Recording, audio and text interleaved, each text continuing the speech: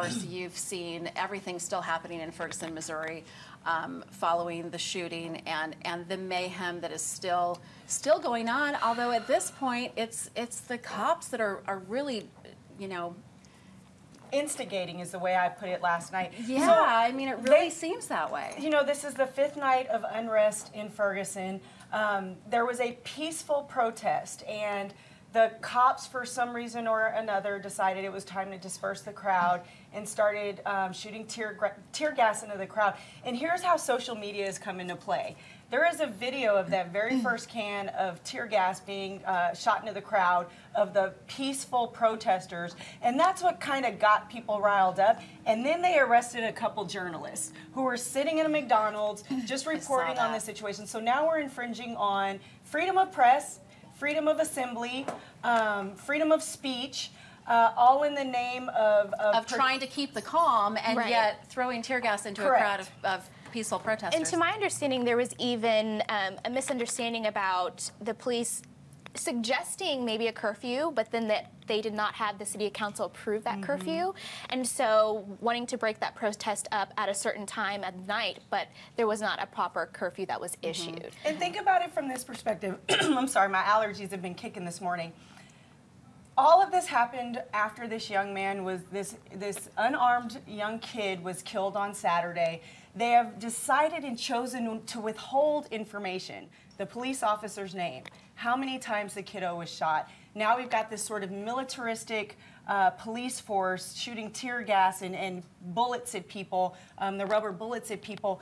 There is just such a mistrust of the people who are supposed to protect and serve, that I think that's really causing some issues. And there was a picture I saw yesterday of a mom holding what looked like a 2 or 3 year old daughter crossing the street with 6 fully armed militia-looking men with a little girl looking back at them. And I'm like, this is the streets of America. We're not talking about Iraq or Pakistan or Israel.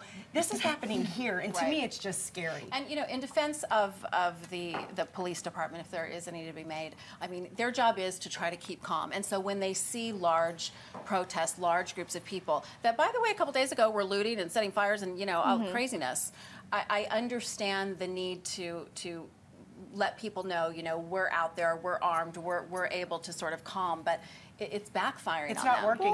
It'll be bigger today. One of them even shouted out that this is a war zone to some civilians. Really, it's a war zone? Yeah. I don't think it should come to that point. And also with the amount of armor that they do have on themselves, using SWAT cars, armored vehicles, I don't think it needs to get to that point. And one of the journalists who was arrested last night, there were 2 who were arrested, put in the back of this police van. There was a gentleman who had also been arrested who was sitting on the floor of the van going, "I can't breathe." And you'll remember Eric Garner recently in New York died after he was accosted by police.